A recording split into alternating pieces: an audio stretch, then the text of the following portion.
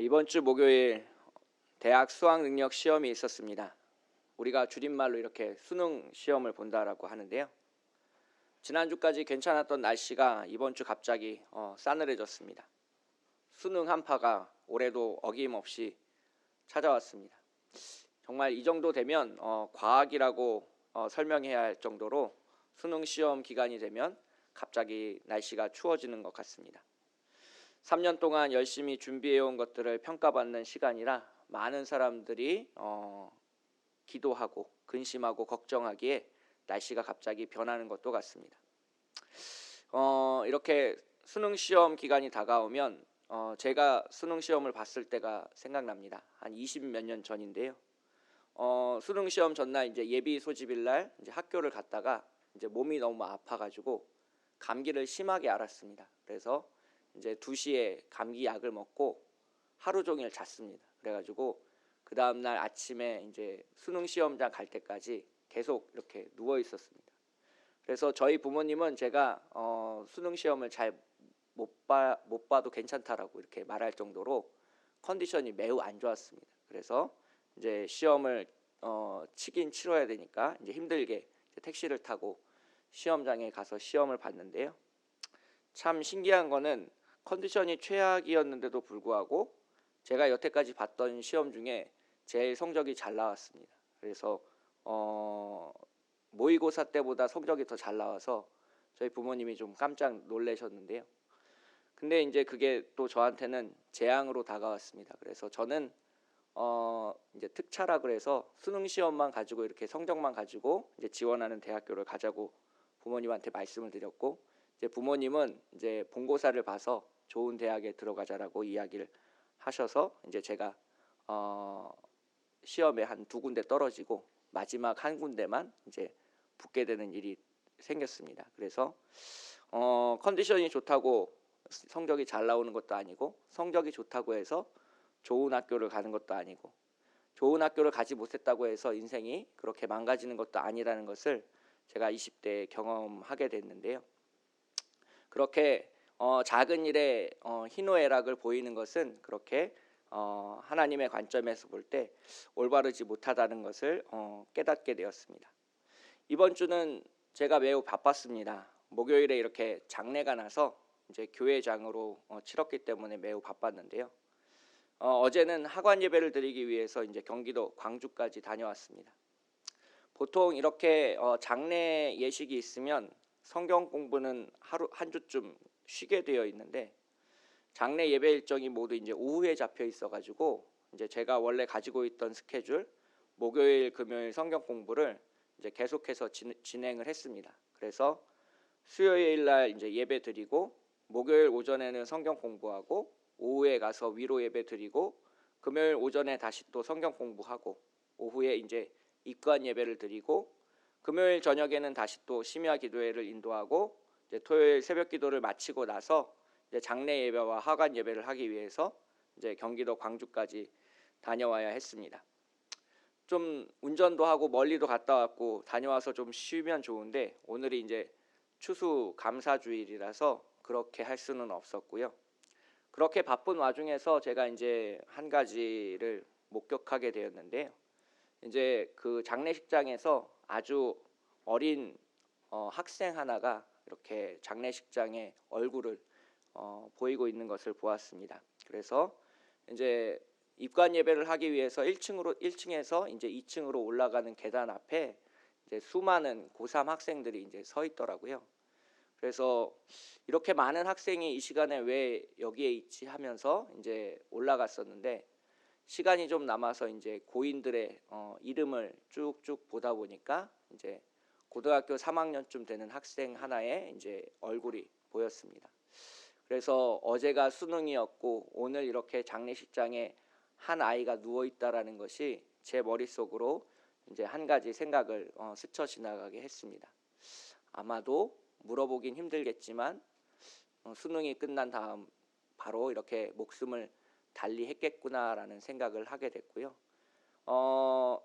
그 다음 날 보통 3일장을 치르는데 어제 바로 1박 2일로 장례를 마치는 모습을 보고 아마도 그럴 것이라는 확신을 더 많이 하게 되었습니다. 그래서 한 번의 시험으로 자신의 인생이 망가졌다고 생각해서 자신의 운명을 달리한 한 어린 학생을 보면서 참 만감이 교차하는 하루였습니다.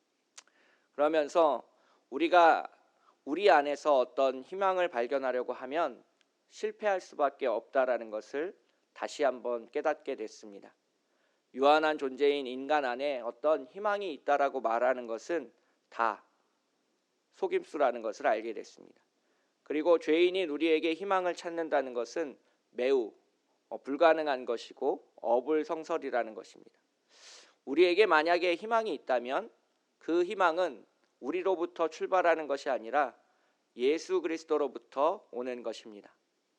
하나님께서 우리에게 베푸신 것으로 말미암아 우리는 소망을 가질 수 있고 또 이 땅 위에 하나님이 우리에게 베푸신 은혜로 말미암아서 기뻐하고 슬퍼하고 애통하기보다는 바로 그 하나님을 기다리면서 오늘 즐거워해야 된다는 것을 알 수 있습니다.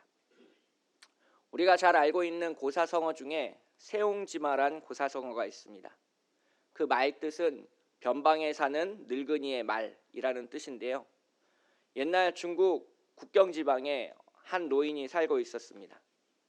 그 노인이 자신의 목숨보다도 아끼던 말 한 마리가 있었는데요. 어느 날 그 말이 이제 울타리를 넘어서 국경 바깥으로 나가 이제 사라졌습니다. 그래서 국경 밖에는 오랑캐가 있었기 때문에 멀리 나가서 찾지도 못하고 이제 그 말은 잃어버린 셈 쳐야 하는 상황이 되었습니다. 사람들이 말 한 피를 잃고 근심하고 있을 것이라고 생각해서 그 노인을 찾아와서 노인을 위로해 줬습니다. 그렇지만 그 노인은 그 사람들에게 이렇게 말했습니다. 이 일이 복이 될지 누가 알겠습니까?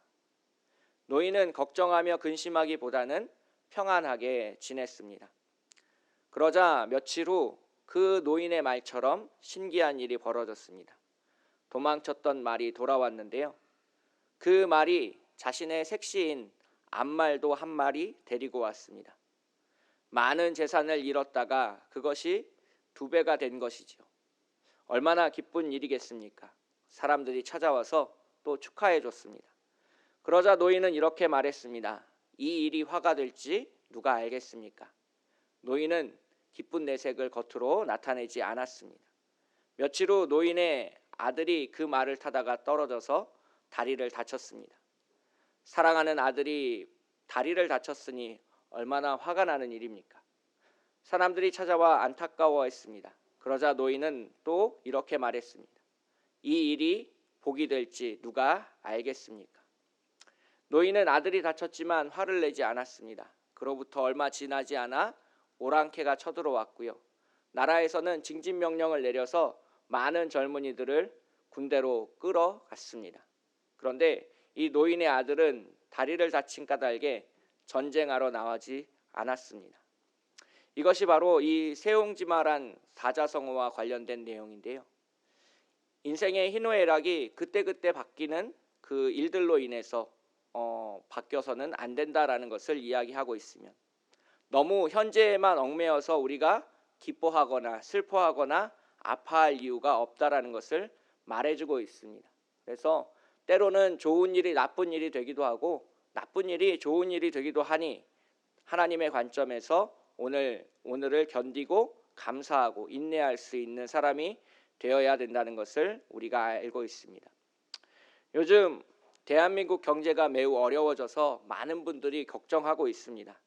그런데 이 세옹지마의 정신으로 보면 이것이 또 우리에게 복이 될지 누가 알겠습니까? 인생의 작은 어려움에 슬퍼하며 삶을 포기하기보다는 실수나 실패를 담담히 받아들이고 주님 앞에 나아가는 것이 훨씬 더 아름답지 않겠습니까? 그래서 어떤 상황에서도 감사하는 삶을 오늘 본문은 이야기하고 있는데요. 오늘 본문은 초막절이라는 절기에 대해서 우리에게 말해주고 있습니다.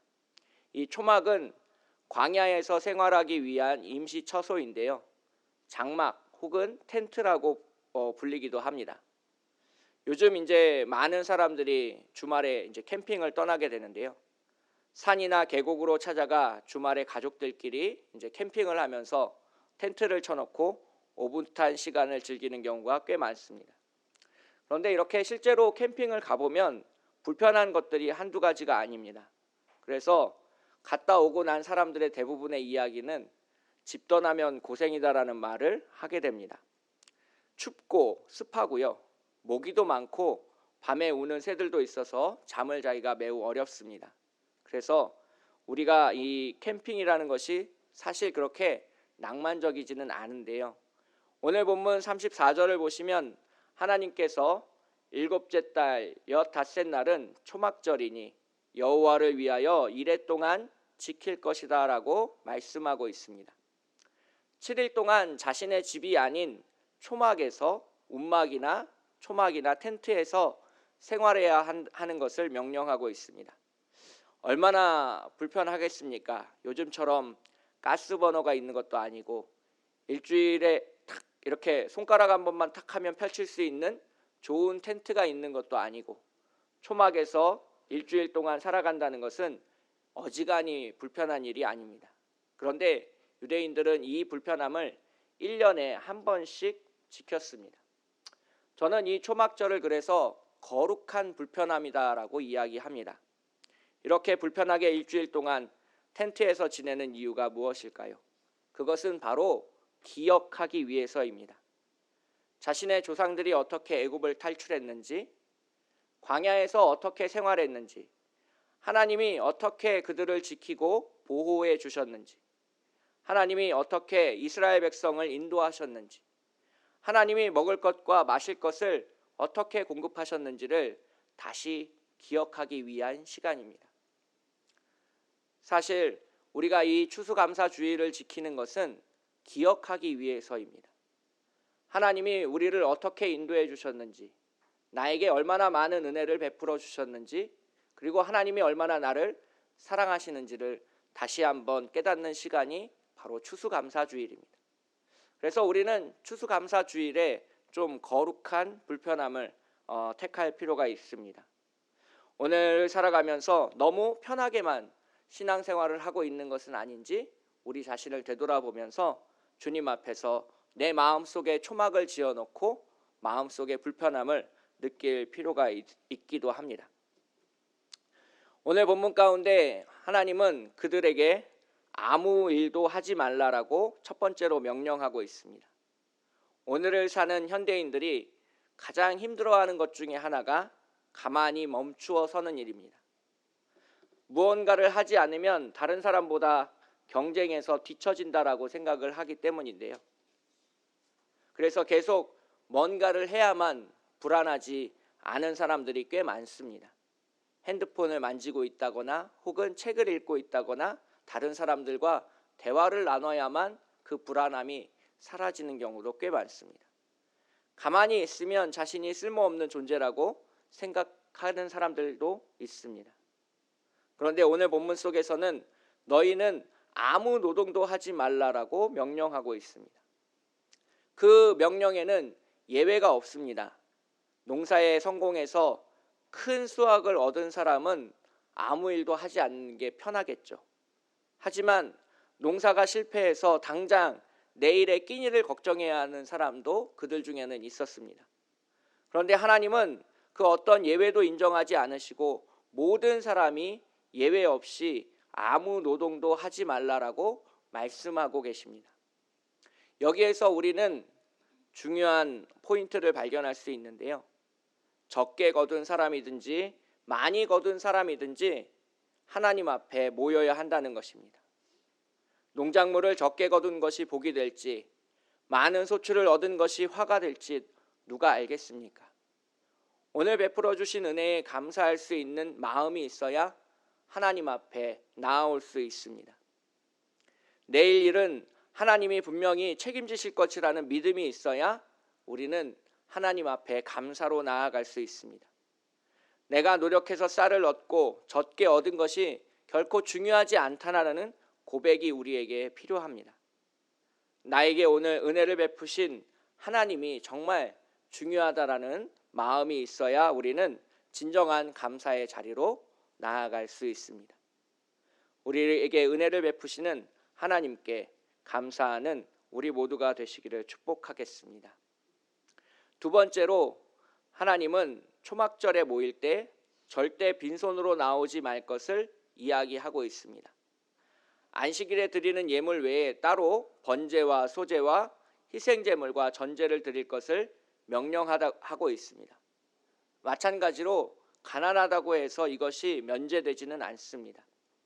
이 까닭은 우리에게 주어진 모든 것이 하나님으로부터 오는 것이다라는 고백에서 출발합니다. 그리고 우리가 가지고 있는 재물을 아까워하지 않아야 한다는 것입니다. 하나님께서 우리에게 베풀어 주신 것을 다시 하나님께로 돌려드린다는 마음이 있어야 우리는 거룩한 예배, 화제와 전제와 소제와 희생 제물로 나아갈 수 있다라는 것을 이야기하고 있습니다. 그래서 내가 번 소득이 내가 노력한 것이지만 그 위에 하나님의 은혜가 더해져 내가 노력한 것보다 훨씬 많은 것을 얻었다라는 감사가 주어져야 하는 것입니다. 그런 사람만이 주님 앞에 나아가 온전한 예배를 드릴 수 있다라는 겁니다. 금액은 중요하지 않습니다. 금액이 얼마가 됐든 그 재물의 마음을 우리가 쓰고 있다면 우리는 온전한 예배와 예물을 하나님 앞에 드리고 있지 못하다라고 하겠습니다. 그래서 우리는 돈과 하나님을 겸하여 섬길 수 없다라고 예수님께서 말씀하고 계신 겁니다.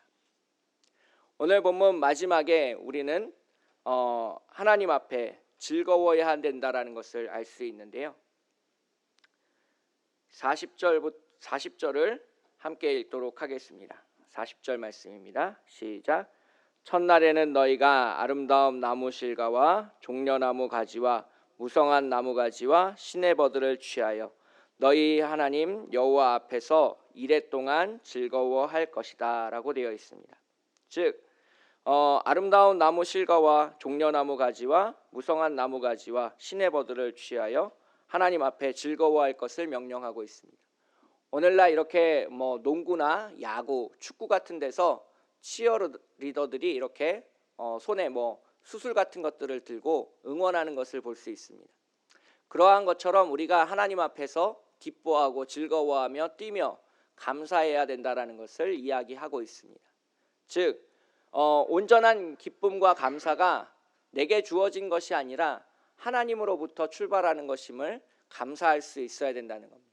그래서 적게 번 사람이든지 많이 번 사람이든지 모두 함께 모여서 주님 앞에 기쁨의 예배로 나아가서 함께 즐거워하고 함께 먹을 것을 먹으며 함께 감사하고 기뻐할 수 있는 사람이 되어야 된다는 것을 오늘 본문이 이야기해서 보여주고 있습니다.